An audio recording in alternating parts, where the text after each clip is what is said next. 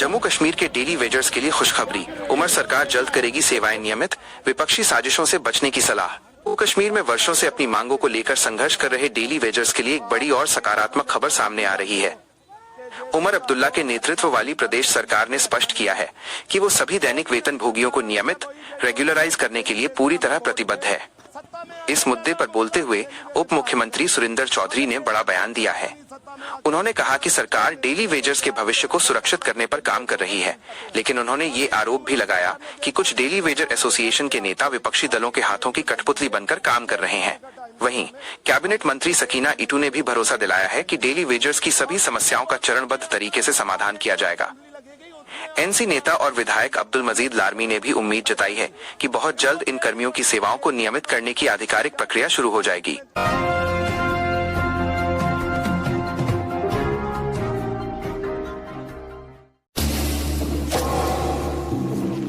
देखो, डेली वेजरों के बारे में यहाँ पे बजट में भी ऑनरेबल चीफ मिनिस्टर साहब ने कहा है कि इनको हम एडजस्ट करेंगे। अब कुछ लोग हैं जो अपोजिशन वाले, जिनके पास कोई मुद्दा नहीं, वही लोग उनको उकसा रहे हैं कि नहीं वो करो ये करो। बाकी लोग तो सेटिस्फाई है ऑलमोस्ट। मैंने भी कई लोगों के साथ बात की, वो तो सेटिस्फाई है। तो ये अपोजिशन का काम यही होता है कि उनको उकसाना, उनको बोलना कि आपके बारे में कुछ भी नहीं है। अगर सीएम साहब ने कमिटमेंट की है कि फेज्ड मैनर में हम करेंगे, उसके बाद क्या रहेगा? उसके बाद तो कुछ रहा नहीं। अगर आपने सुना होगा, जब ऑनरेबल चीफ मिनिस्टर साहब ने अपनी बजट तकरीर की है, उसमें उन्होंने डेली वेजर्स को यकीन दिलाया है कि हम उनको रेगुलराइज करेंगे फेज्ड मैनर में। उसके बाद जब वो बजट स्पीच का जवाब दे रहे थे, उसमें भी उन्होंने कहा अब ये डेली वेजर्स को कुछ लोग इस्तेमाल करते हैं, सियासी तौर पे उनको शिकार करते हैं, तो वो मेरे ख्याल से उनको भी समझना चाहिए। और आज तक अगर 30 साल 40 साल हो गए हैं, किसी ने उनका मसला हल नहीं किया है।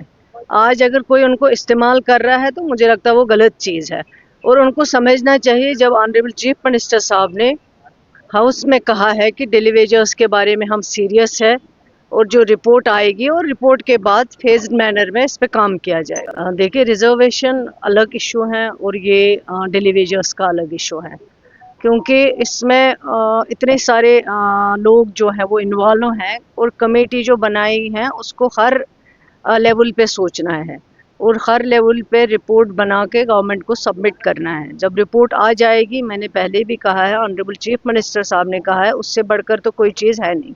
जब उन्होंने कह दिया है, और डेली वेजर पे भी थोड़ा उनको सब्र करना चाहिए, यकीन करना चाहिए, भरोसा करना चाहिए। डेली वेजर्स का जहाँ ताल्लुक है, परसों भी चीफ मिनिस्टर साहब ने जब बात कह दी कि इस साल से उनका प्रोसेस शुरू हो जाएगा, तो मुझे लगता है इसमें रोज रोज तबसरा करने की ज़रूरत नहीं। हाँ, कुछ हैं डेली वेजरों के कुछ लीडर हैं, किसी पार्टी से एफिलिएटेड हैं, और कुछ पत्रकार भी हैं जो किसी पार्टी से एफिलिएटेड हैं, रोज़ पकड़ के जाके उनको इंटरव्यू कराना शुरू कर देते हैं। जबकि मैं डेली वेजरों को भी कहूँगा कि आप इस बात को ज़्यादा मत, इसमें राजनीति मत लाइए, पॉलिटिक्स मत लाइए। आपके रोजगार का मसला है, और जब रोजगार का मसला है तो रोजगार से लिया जाता है और दिया जाता है। तो इसलिए मैं, जब ऑनरेबल सीएम साहब ने on the floor of house परसों कह दिया कि इनका प्रोसेस इसी साल से शुरू हो जाएगा, मेरे ख्याल बार बार डेली वेजरों को चंद अपने कुछ लीडरों का जिनके कुछ अपने, शायद उनमें से किसी ने कोई इलेक्शन लड़ना हो, पता नहीं, या कोई बीजेपी की टिकट लेनी हो, तो वो पॉलिटिक्स करते हैं और राजनीति करते हैं। और मुझे लगता है कि डेली वेजर जो आम गरीब, जो जेन्युइन है, उसको इस राजनीति से दूर रहना चाहिए, और उनको अपने हक के लिए जो चीफ मिनिस्टर साहब ने वादा किया, अब उस पर कहीं ना कहीं रुकना चाहिए। क्योंकि बीजेपी के लोगों ने अगर करना होता तो 11 साल उनके पास है, 11 साल में उनको रेगुलाइज कर सकते थे। आप क्या कहते हैं? सर, पहले तो मैं आपके चैनल का धन्यवाद करता हूं। आप मीडिया वाले बखूबी जानते हो कि ये सरकार जो हमारे साथ खिलवाड़ कर रही है, ये अच्छा नहीं है। जो भी नई सरकार आती है वही यही बोलती है कि डेली वेजर हमें वोट दे, सत्ता में आते पहला मसला डेली वेजर का हल करेंगे।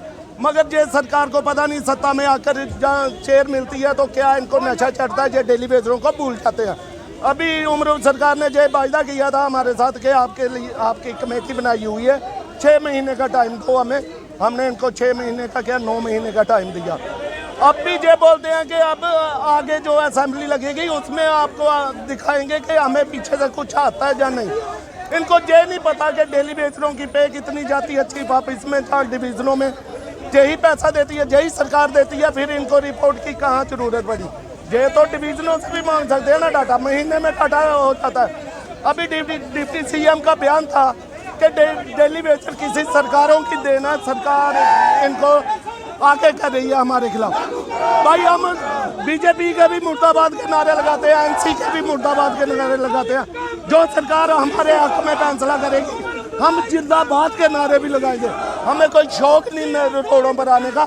हमें पता है जैसे हमारे घर में गुजारा होता है, हमारे बच्चों का पालन पोषण होता है, वो हमें पता है। अभी ये जो मार्च का महीना हमारे बच्चों की एडमिशन है, बच्चे वो हो रहे हैं, अगर इनकी फीस नहीं दी गई तो आप अपने बच्चे किसी गवर्नमेंट स्कूल में डाल दो। क्या करें इस सरकार के ऊपर, क्या इनके ऊपर यकीन करें जो सरकार सत्ता में आकर डेली वेजरों को भूल जाती है। इसलिए हमें मजबूरन रोडों पर आना पड़ता है जिस सरकार को जगाने के लिए। जहाँ तो चाहे कुर्सी छोड़ दें, जहाँ तो आम आदमी पार्टी लाएंगे, जहाँ तो किसी को वोट ही नहीं बाईकाट करेंगे सरकारों को।